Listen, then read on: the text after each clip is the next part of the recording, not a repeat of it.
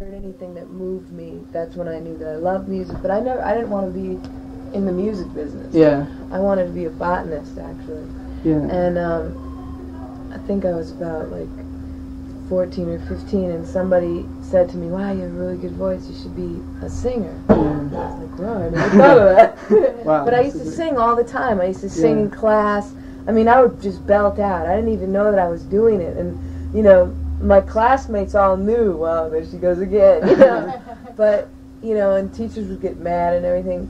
But you know, all I knew is that I liked to sing, but I had never ever thought about being a singer. Yeah. You know, I wanted to do something that would affect the environment, or something that would help the environment, or you know, and I was thinking more along that lines, and I wasn't thinking at all about, and it just had never dawned on me. And you know how sometimes somebody can say something that clicks a light bulb, and it's like, you know, and as soon as she said that, I said, "Oh, wow, cool. I think I'm going to do that." And from there on, then I decided to do it.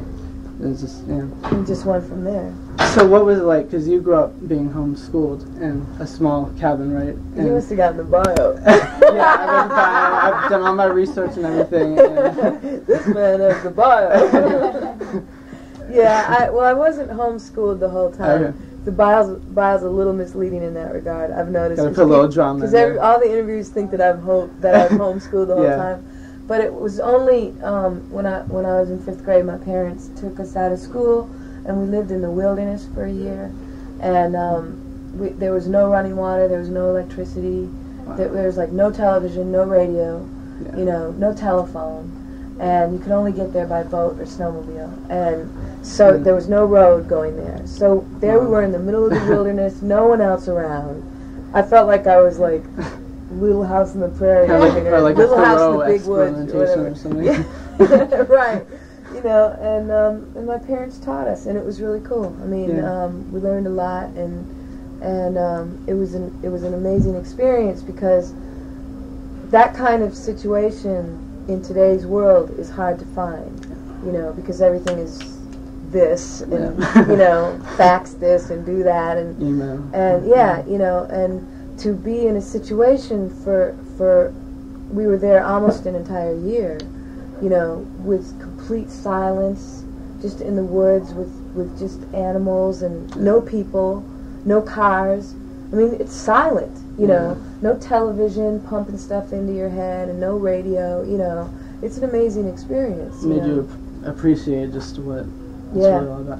What was their reasoning behind it, if you don't mind saying, or do you know? I think that there were a lot of reasons, and I think one of them was that my parents knew that you know, as kids, like, we were only going to go for that up to a certain age. Yeah. And after that, it would be like, forget you, we're not doing that, you know. So they realized that they better do it now, and you know, and they did it, and they planned, you know, they really planned it out, and it's had an effect on my writing. It's had an effect on the way that I view things in the world. It's had a big effect on me in a lot of ways. Did you start writing after that, or had you been writing for a long time? I had not been writing at all, music. I mean, that was something that I did, you know, subsequent to when my friend said you should be a singer. And, you know, I did a lot of reading and stuff like that, but never any songwriting, you know. Yeah. I didn't even, and see, the funny thing is, I didn't even get to listen to music that whole year. So it was weird, you know. And then when I got back, you know, and started listening to music, that's when I really got into it more. Yeah. That's cool, though, because you just clear your mind. That's actually better in a way, because you can really be in touch with what you want to say.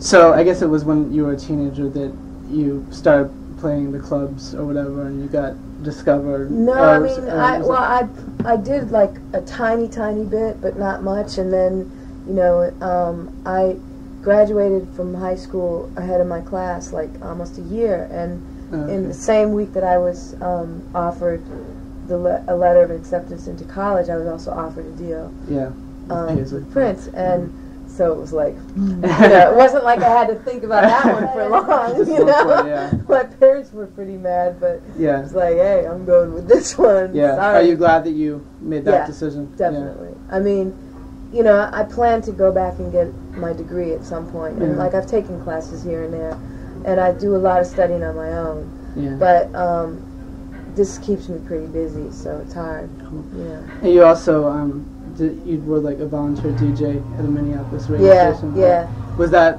as a result of just trying to get into the industry? No, or that was was just before. coincidence? Really, I mean, that was like before, and it was. I mean, that was a cool experience too, because like I could go into the archives and listen to all this old music that I'd never even heard before, people I'd never heard of, you know, and that also cultivated, you know, a lot of my roots in terms of where my music comes from, you know. Yeah. Cool. So when you signed the deal, you know, with Paisley Park, did you have any idea what you were getting into? Did you know anything about the business? Clue. You know? No clue. Not a clue. I mean, I was from Minneapolis. Yeah. They're like, "You're going to Hollywood, kid." You know, and I'm like, "Okay." And it was fun. I mean, you know, they gave us a car. They put us up for a year. You know, they gave us a per diem. I'm getting a salary. I'm making more money than I've ever made in my life. You know, and it's my money, and my parents can't tell me what to do. And it's like, forget you. I'm doing this. It's my money. You know, and I had no clue. And Hollywood ended up blowing my little mind. Yeah. What were some of the surprises and the things that you didn't expect that you would have never? Hollywood is a tripped out place. This business is tripped out. I mean, the thing about Hollywood is that, okay, unlike most cities where the income is made from different businesses, right. Hollywood's only source of income or major source of income is entertainment. Mm. So consequently, everyone in the city is in the entertainment business in one way or another. Yeah. Okay, if it's not that they're trying to be an actress or an actor or, you know, a singer, or they're writing a script. I mean, you go to any restaurant in Hollywood, and you will overhear conversations. Well, I've got this script, and I'm doing this, you know, and I'm doing that, and you know, or else the waitress or the waiter, they're all actors and actresses. Yeah. The people pumping gas, actors, and I mean, it's insane. It's like and so like consequently, everyone walks around like they're a star. Yeah. You know, like they just stepped out of a magazine. And when I went there, I remember the first time I was there, and we were going to rent cars, and I didn't even know anything about renting cars. You know, it was like my first time renting a car. And I just remember the people behind the counter, they looked like stars. And I felt like, I felt really inadequate and clumsy around everyone, because everyone walks like they got attitude, you know, they're just like, oh, everything's so cool and happening, and you know. And it's like, after a while, you start to fall into that vibe, and then pretty soon, you can't step out of the house unless you look like you just stepped out of a magazine. You know, it's like you can't go to the grocery store unless you like finely manicured, because you might run into this person or that person. And so everyone's in that mindset, and they don't even realize it.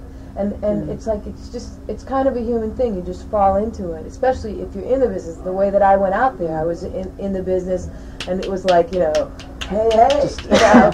I remember one time Prince said to me, he was out there, and I think he wanted to send me some songs or something,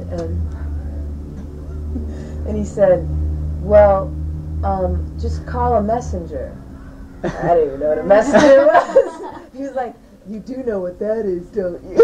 I'm like, no. Yes, I can imagine. I was like, what's a messenger? On top of the fact someone who will come and bring it to you. You know, I was like, wow, cool. You know, I just remembered little things like that. I didn't even know, you know, but after a while, I turned around and I realized I had become one of those people. And then it was like, it's time to get out of here.